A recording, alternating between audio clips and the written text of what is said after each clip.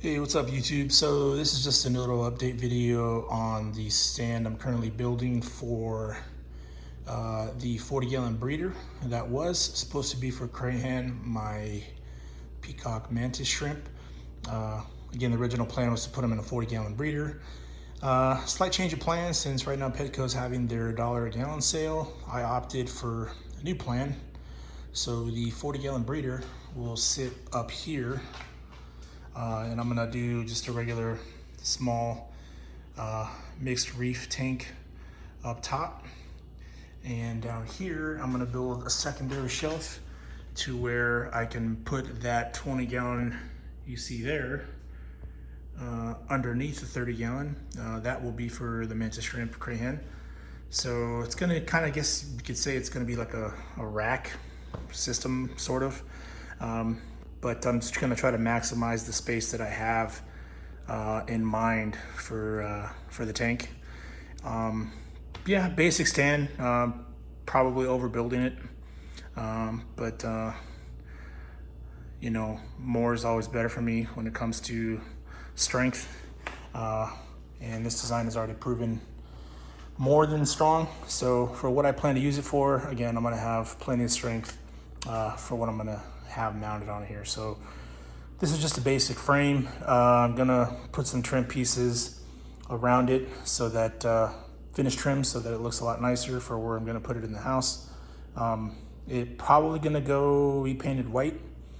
Haven't decided yet between white or a stain. I have a lot of white paint, so this is gonna be somewhat of a budget build. So keeping that in mind, I'm probably gonna use the white paint.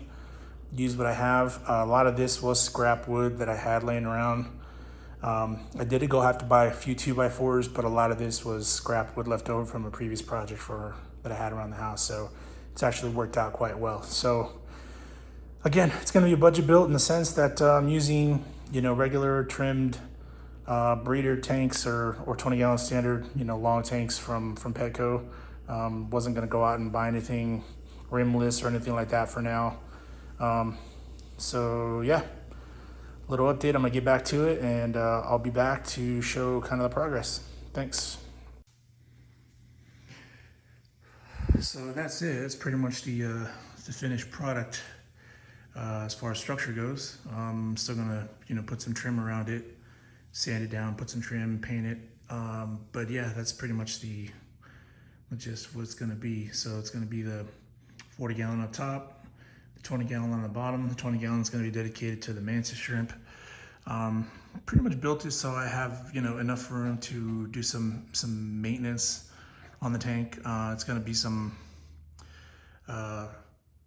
small LEDs on the bottom.